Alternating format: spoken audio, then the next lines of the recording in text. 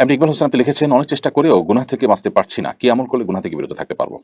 ভাই ইকবাল হোসেন, গুনাহ থেকে বিরত থাকার জন্য সবচাইতে গুরুত্বপূর্ণ বিষয় হলো আপনার সংকল্পটা।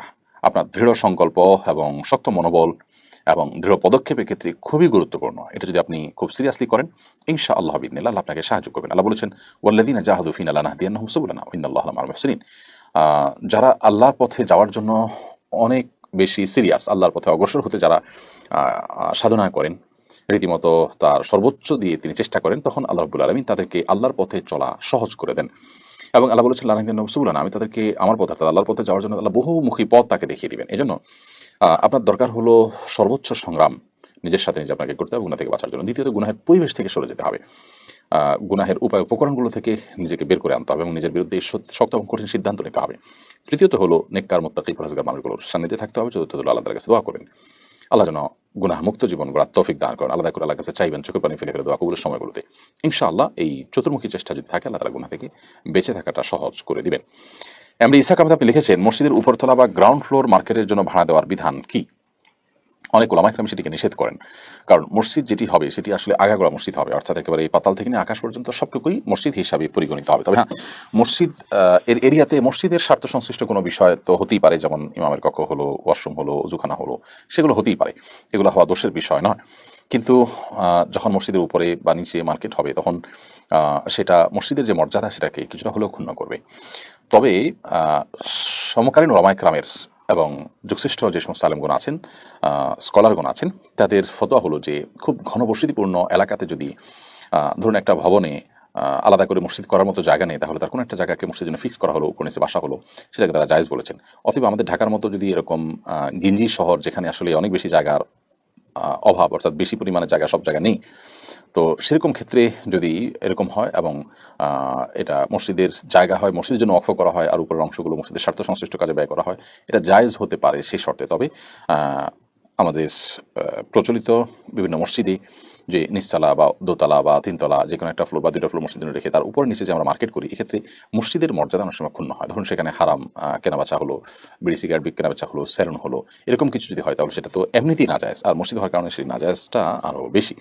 তো খোলাসা কথা হলো যে উত্তম হয় মসজিদের উপর থেকে নিচ পর্যন্ত মসজিদ সংশ্লিষ্ট কোনো কিছু রাখা, মার্কেট ইত্যাদি না করা, যেগুলোতে মসজিদের যে ভাব গাম্ভীর্য সেটাকে নষ্ট করে। যদি একান্ত করতে হয় মসজিদেরই জন্যই সে ভাড়া টাকাটা আপনি ইউজ করবেন, ব্যবহার করবেন, তাহলে সেক্ষেত্রে হারাম কোনো কিছু যেন বিক্রি না হয় সে বিষয়গুলো নিশ্চিত করতে হবে। তবে সর্বাবস্থায় অধিকতর নিরাপদ হলে এগুলো না করা, কারণ এটা নিয়ে ইখতিলাফ আছে অনেক ওলামা ইকরামের মতে। মসজিদ হলে সেই মসজিদের উপর থেকে নিচ পর্যন্ত আসলে দুনিয়াবি আর কোনো কিছু সেখানে করা জায়েজ নয়। এই মতটার কারণে অধিকতর নিরাপদ হলো কিছু না করা। তবে যদি করেন তাহলে সেক্ষেত্রে হারাম আইটেমগুলো যেন কেনাবেচা না হয়, নিষিদ্ধ কোনো কিছু না থাকে, শরীয়ত বিরোধী কিছু না থাকে, এবং এটা মসজিদ সংশ্লিষ্টই হয়, তাহলে সেটি জায়েজ হতে পারে অন্য অপর মত অনুযায়ী। তো একান্ত নিরুপায় হলে, বিশেষ করে আমাদের অনেক মসজিদগুলোর উপার্জনের কোনো জায়গা ক্ষেত্র নাই, সেক্ষেত্রে নিচতলাকে আপনি মার্কেট করলেন, উপর থেকে মসজিদ করলেন, তো সেক্ষেত্রে এটি জায়েজ হতে পারে। মোস্তফা ইসলাম নাসিম আপনি লিখেছেন, আমি সৌদি প্রবাসী, আমার সাথে একজন কাজ করেন, উনি এক ওয়াক্ত নামাজও পড়েন না, উনি ঈদের নামাজও পড়েন না। ওনাকে জিজ্ঞেস করলে উনি বলেন, যেদিন থেকে ওয়াক্তিয়া নামাজ পড়বো তারপর ঈদের নামাজ পড়বো। ঈদের নামাজ না পড়ার শাস্তি কি একটু জানাবেন? ঈদের নামাজ ওয়াক্তিয়া নামাজের চাইতে কম গুরুত্বপূর্ণ সন্দেহাতীতভাবে, কারণ ঈদের নামাজ ওয়াজিব, অনেক ইমামদের মধ্যে সুন্নাতে মুআক্কাদা, কিন্তু ওয়াক্তিয়া নামাজ ফরজে আইন। তো আসলে তিনি ঈদ ৫ ওয়াক্ত নামাজ পড়ছেন না, এটাই হলো সবচেয়ে বড় অপরাধের বিষয় এবং সবচেয়ে অন্যায়ের বিষয়। ইচ্ছাকৃত এবং ঠান্ডা মাথায় যদি কেউ নামাজ ত্যাগ করেন, তখন অনেক ইমামদের মতে তার ইমানই থাকবে না। খুবই ভয়াবহ একটি ব্যাপার। এজন্য একজন মুসলমান হিসাবে আমাদের কর্তব্য হলো যে আমরা চেষ্টা করব সবসময় ইমানের উপরে অটল থাকার, অবিচল থাকার। আল্লাহ রাব্বুল আলামিন আমাদের সবাইকে ইমানের উপরে অটল অবিচল থাকার তৌফিক দান করুন।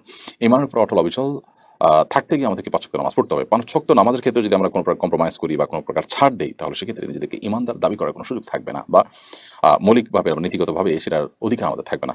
ওমর রাদিয়াল্লাহু তাআলার একটি বর্ণনা রয়েছে, তিনি বলেছেন যে লা হাযা ফিল ইসলামি লিমান তারাকা সালাহ, যে ব্যক্তি নামাজ ত্যাগ করে তার ইসলামের কোনো হিস্সা করার অংশ নেই। আল্লাহ কোরআনে কারিমে বলেছেন, ফাইন তাবু ওয়া আকামুস সালাওয়াতা ওয়া আতাউজ যাকাত ফাইখওয়ানুকুম ফিদ-দীন। অমুসলিম যদি তওবা করে সালাত আদায় করা শুরু করে, যাকাত আদায় করে, তখন তোমরা তারা তোমাদের ধর্মের ভাই বা দ্বীনি ভাই। তো মুসলিম ভাই হওয়ার জন্য নামাজ পড়াটা পূর্ব শর্ত। এই জন্য একজন মুসলমান হিসাবে আমাদেরকে লক্ষ্য রাখতে হবে আমরা যেন ৫ ওয়াক্ত সালাত যথাযথভাবে সুন্দর মতে আদায় করি। যে ভাই নামাজ পড়ছেন না তিনি হয়তো জানেন না যে নামাজ না পড়লে ঈমান নিয়ে টানাটানি দেখা দিবে এবং ঈমান চলে যাওয়ার উপক্রম হবে। এজন্য তিনি নামাজের ব্যাপারে অবহেলা করছেন। আর সৌদি আরবে যেখানে তিনি থাকছেন সেখানকার আমাদের মতে ইচ্ছাকৃতভাবে ঠান্ডা মাথায় কেউ নামাজ ত্যাগ করলে সে সাচ্চা কাফের হয়ে যাবে, সাধারণত বেঈমান হয়ে যাবে। এজন্য সৌদি আরবের তরুণদের মধ্যেও আপনি নানা রকমের অপরাধ প্রবণতা থাকা সত্ত্বেও আপনি দেখবেন তারা ৫ ওয়াক্ত নামাজের ব্যাপারে কোনো কম্প্রোমাইজ করে না, ৫ ওয়াক্ত নামাজ তারা পড়েন। আপনি লাবিব রহমান নাইম আপনি লিখেছেন, হঠাৎ কোনো খুশির খবর পেলে যদি সিজদা করতে চাই তাহলে কি ওযু করতে হবে?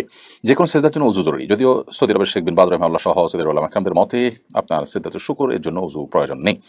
কিন্তু অন্যান্য ওলামাদের মতে, ইমামদের মতে, হানাফি মাযহাব মতে ওযু জরুরি। ওযু করাটাই হলো নিরাপদ। অতএব আমরা ওযু করার শর্তটাকেই খুব গুরুত্বের সাথে মেনে চলবো এবং ওযু করে ওযু অবস্থাতে আমরা সিজদা দেব ইনশাআল্লাহ তাআলা। কোনো খুশি সংবাদ হয়েছে আমি ওযু করে তারপর আল্লাহর সিজদায় লুটিয়ে পড়তে পারি, এতে আমার খুব বেশি সময় যে ব্যয় হবে তা তো নয়।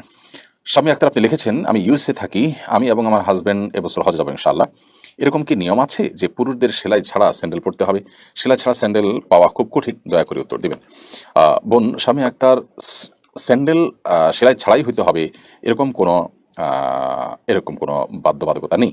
আমরা অনেকে মনে করি যে আমাদের যে পায়ে দেওয়ার স্যান্ডেল সেটাতে সেলাই থাকতে পারবে না। জুতা স্যান্ডেলে সেলাই থাকলে কোনো অসুবিধা নেই। সেলাই বিশিষ্ট পোশাক আমরা পরবো না, পরিধেয় পোশাক আমরা পরবো না। জুতা, বেল্ট, ঘড়ি এগুলোতে সেলাই থাকলে কোনো অসুবিধা নেই। অতএব আপনি এটা পড়তে পারেন, কোনো অসুবিধা নেই। মোহাম্মদ আলী আপনি লিখেছেন, আমি জেনার একদম চূড়ান্ত পর্যায়ে আছি, এ থেকে বাঁচবো কিভাবে অনুগ্রহ করে বলবেন।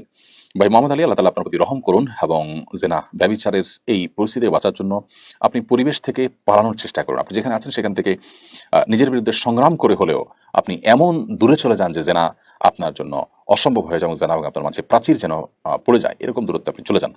এবং আপনার যার সাথে জেনার আশঙ্কা আপনি করছেন তার সাথে যোগাযোগের সমস্ত উপায়গুলো আপনি বন্ধ করে ফেলেন। প্রয়োজনে মোবাইল বন্ধ করে ফেলেন, নতুন কোনো সিম নিন, আগের সিম তার নাম্বার ফেলে দিন।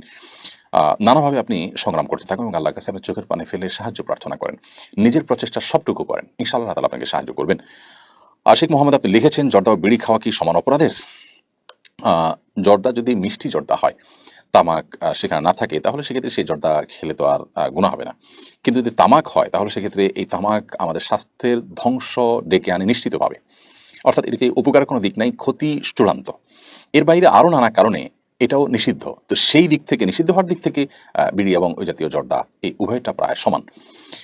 তবে আপনার ধূমপানের মধ্যে আলাদা মাত্রা রয়েছে, যে ধূমপান ধোঁয়া জাহান্নামীদের শাস্তি যে সমস্ত বিষয়গুলো দেওয়া হবে, তোমাদের একটা ধোঁয়া দিয়ে শাস্তি দেওয়া হবে, তো সেটাকে খাদ্য হিসাবে গ্রহণ করা বা পানি হিসাবে গ্রহণ করা এমনিতেই নিষিদ্ধ, সেটি আলাদা মাত্র সেখানে যুক্ত হবে। জাহিদ হোসেন জয় আপনি লিখেছেন, আমি এসএসসি পরীক্ষা অংশ নিয়েছি, এক সাবজেক্টে ফেল এসেছে, আমার জন্য দোয়া করবেন। ভাই জাহিদ, আপনি মনোবল হারাবেন না। এক সাবজেক্টে ফেল হয়েছে, সামনের বছর আবার পরীক্ষা দিবেন সেই সাবজেক্টের জন্য ইনশাআল্লাহ। আল্লাহ তাআলা আপনার জীবনকে সহজ করে দিন। দেখুন আপনি আল্লাহকে সন্তুষ্ট করতে পারছেন কিনা, ৫ ওয়াক্ত নামাজ পড়তে পারছেন কিনা, ভালো মানুষ হতে পারছেন কিনা, মানুষ উপকার করতে পারছেন কিনা, এটা আপনার জীবনের সবচেয়ে বড় লক্ষ্যের বিষয়। পরীক্ষা ভালো ফলাফল করা এটা আমাদের জীবনে একটা লক্ষ্য হওয়া উচিত, হতেই পারে। কিন্তু সেটা যদি কোনো কারণে মিস হয় তাতে আমার সব মিস হয়ে গেছে তা নয়, আমার হাতে অনেক কাজ করবার সুযোগ এবং অপরচুনিটি রয়েছে আলহামদুলিল্লাহ। আমি পরীক্ষা দিয়ে ভালো ফলাফল করে আমি আমার ক্যারিয়ারকে বিল্ড আপ করবো, আমার ক্যারিয়ার এছাড়াও অনেক ভালোভাবে বিল্ড আপ হতে পারে। আমি আমার শ্রম সাধনা এগুলো অব্যাহত রাখবো এবং কোনোভাবে মন খারাপ করবো না। আল্লাহর ফয়সালা আমি মেনে নিব। আমার পরীক্ষা ভালো হয়নি, এটাকে আমি সন্তুষ্টিতে মেনে নিলাম, সবর করলাম, করে আমার পড়াশোনা এবং কাজে আমি পরিপূর্ণ মনোযোগ দিতে পারলাম। এটা আরেকটা পরীক্ষা, সেই পরীক্ষায় পাশ করাটা, সফল হওয়াটা আমাদের জন্য আরো বেশি গুরুত্বপূর্ণ। শেখ রাফি আপনি বলেছেন, আপনি লিখেছেন, একা নামাজ পড়ার সময় কি একামত দেওয়া জরুরি? জরুরি নয়, তবে একা নামাজ পড়লেও একামত দিয়ে নামাজ পড়া সুন্নাহ। নবী করিম সাল্লাল্লাহু আলাইহি ওয়াসাল্লাম একটা হাদিস রয়েছে, কোনো এক ব্যক্তি তিনি তার পশু লালন পালন বা রাখালি করতে করতে পাহাড়ের চূড়ায় চলে গেছেন, এমন একটা জায়গায় যেখানে অন্য কোনো মানুষজন নেই, সেখানে তিনি যদি আজান দেন এবং একামত দিয়ে নিজে নিজে সেখানে সালাত আদায় করেন তাহলে তার জন্য সুসংবাদ দিয়েছেন নবী করিম সাল্লাল্লাহু আলাইহি ওয়াসাল্লাম। তো এখান থেকে বোঝা যায় যে একাকী যদি নামাজ পড়ে তাহলে তিনি একামত দিয়ে নামাজ পড়বেন এবং ইমামের মতো করে রুকুর উঠা বা তাকবীরগুলো তিনি উচ্চ স্বরে পড়বেন, কেন তিনি ইমামতি করছেন এভাবে পড়বেন। কেন?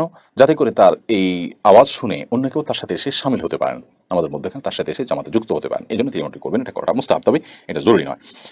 মুস্কান ইসলাম আপনি লিখেছেন, আমার স্বামী পাগল, এমত অবস্থায় আমার সম্পর্ক ছিন্নের কি সুযোগ আছে?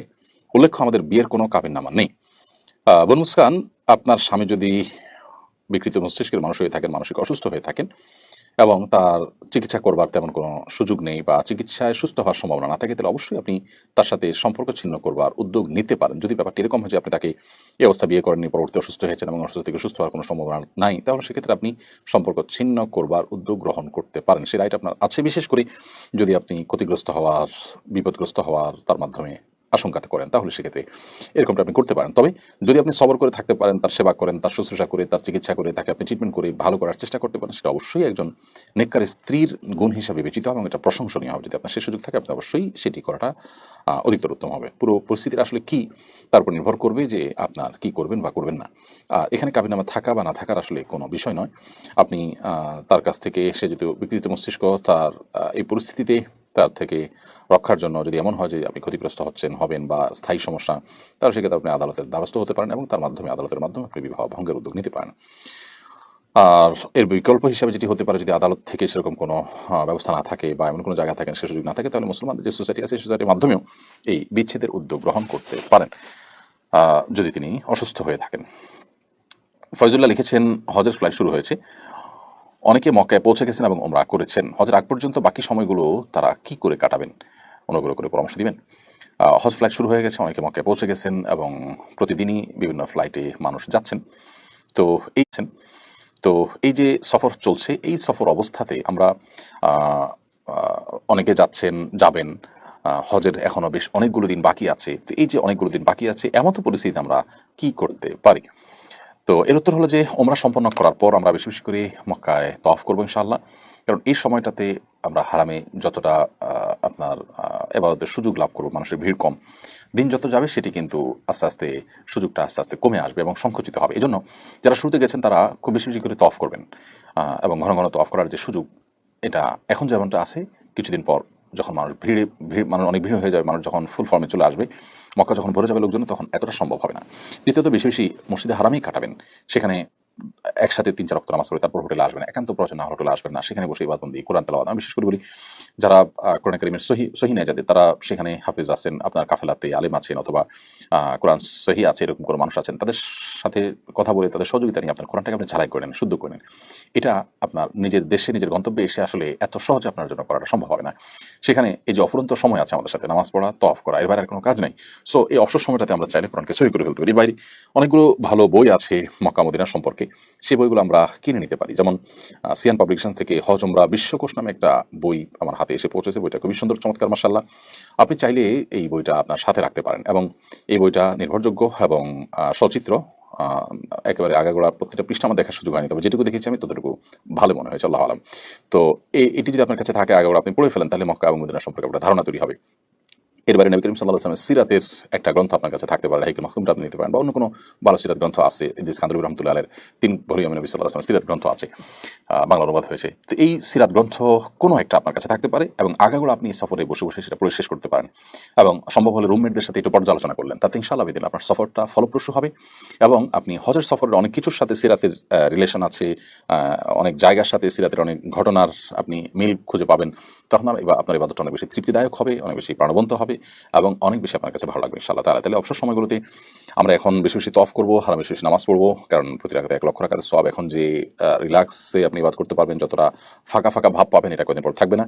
এছাড়া কোরআনটা সহি করেন, আর যাদের সহি আছে তারা বেশি বেশি করে অর্থ সহকারে বুঝে তেলাওয়াত করেন এবং সিরাতের গ্রন্থ পড়ে শেষ করেন। এভাবে যদি আপনি পুরো সময়টা কাটান, খুব ভালো হবে। এর বাইরে ঘুরে ঘুরে আমরা দেখলাম, গল্প করলাম, আড্ডা মারলাম, দেশের খবর নিয়ে ব্যস্ত মশগুল থাকলাম, তাহলে সেক্ষেত্রে আমাদের এই সফরটা অর্থবহ হবে না।